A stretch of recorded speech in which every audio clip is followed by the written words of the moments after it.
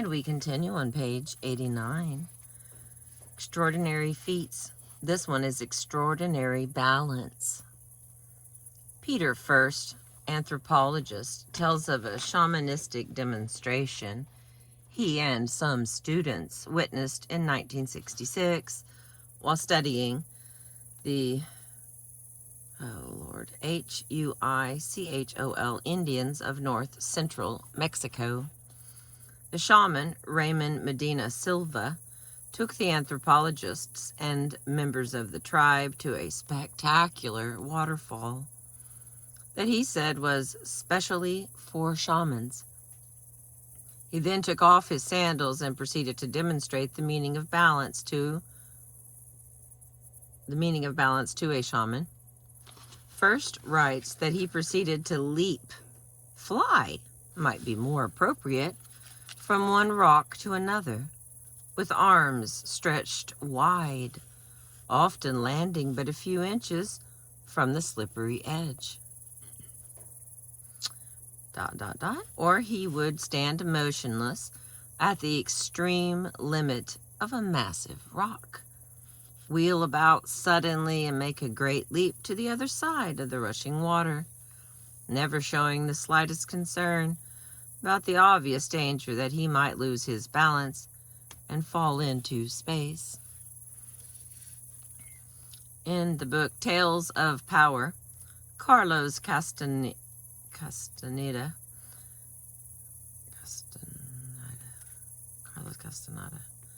yeah, I was like, I know that name. In Tales of Power, Carlos Castaneda describes a very similar demonstration put on by Don Gennaro. On one occasion, standing on a ledge, Gennaro called to Castaneda and then jumped to the ground. Castaneda says, "I saw him plummeting down from a height of 50 feet or so." These feats of Don Gennaro could be viewed as variations of a form of kung fu known as leaping kung, which enables one to leap over a car or jump across a 15-foot wide mountain stream. That's from Richard DeMille in Castaneda's Journey. Suggests that Castaneda got the idea for Don Gennaro from Peter First's lecture on Roman Medina, which Castaneda attended as a student. Martial arts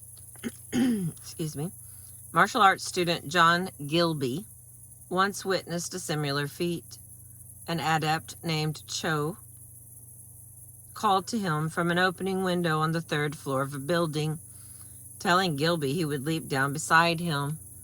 And here's what Gilby says. The next moment his small body was in flight. The next is incredible. Of course, he landed on the wooden surface without injury, but this I had seen Japanese and Thai non-boxers do previously. But Chow landed not only without injury, but also without sound. I swear it. I saw it, but I did not hear it. A physicist may be able to explain it. I own that I cannot. One of the presently inexplicable abilities reportedly practiced in the martial arts is that of being able to walk up perpendicular walls. This form of kung fu is sometimes called the lizard technique. It ... enables a student to scale a wall with nothing more than his hands and feet. Training starts with a pole inclined against a wall for assistance. Gradually, the angle of the pole against the wall is reduced until the student can scale the wall without the pole. In another version of this technique, the student stands with his back against the wall and using only his heels and hands, mounts the wall.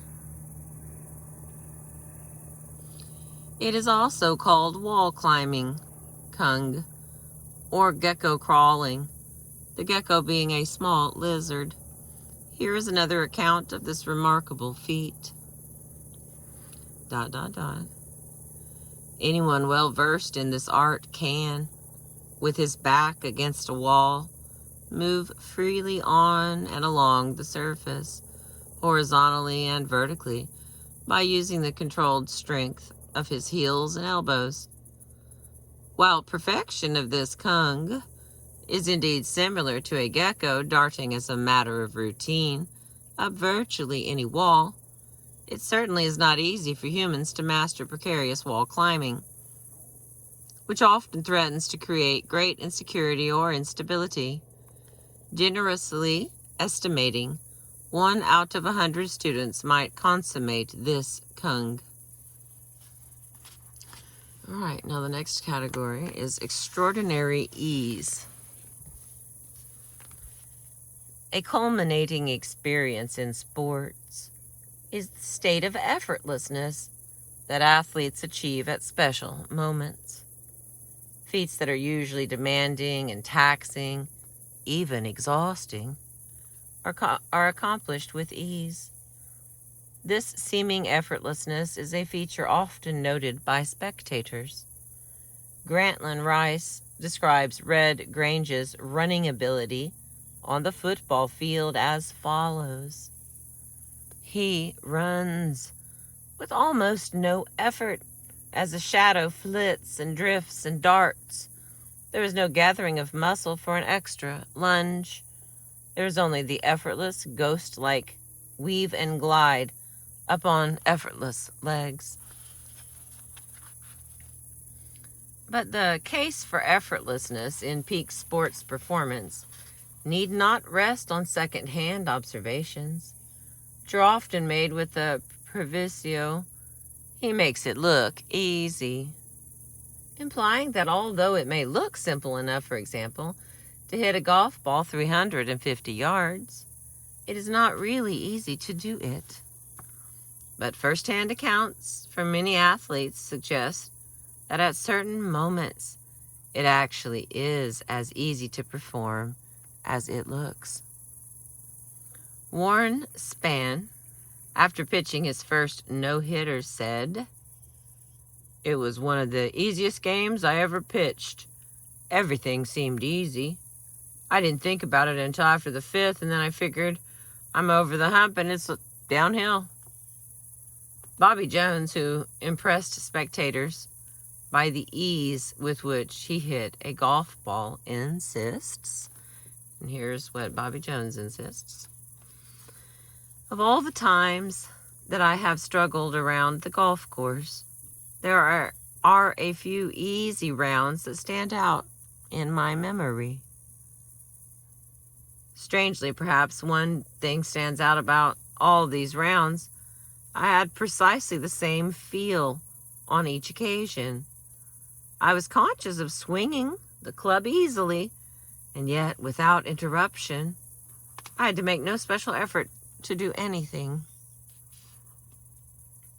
Although one might assume that to a great extent sensations of effortlessness and ease are the result of training and practice, the answers seem to be more complex.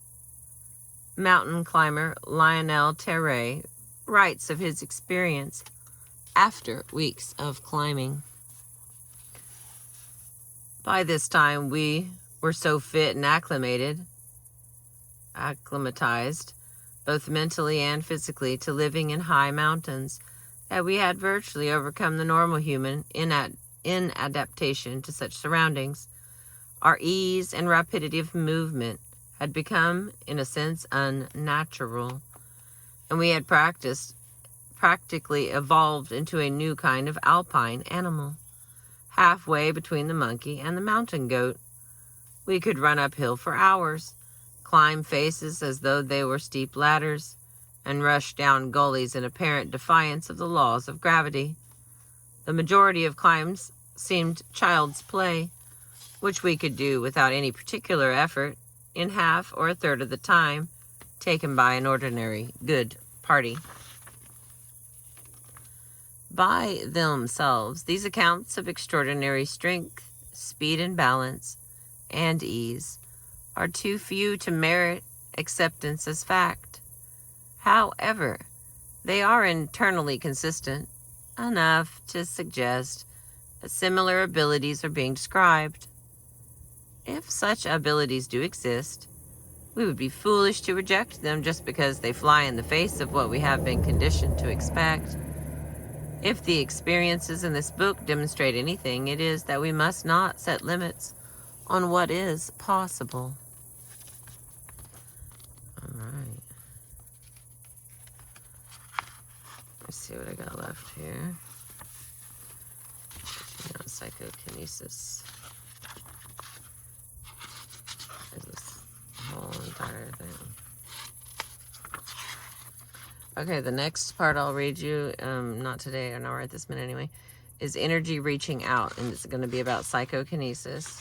It's much more stories about games. We got psychokinesis in the martial arts,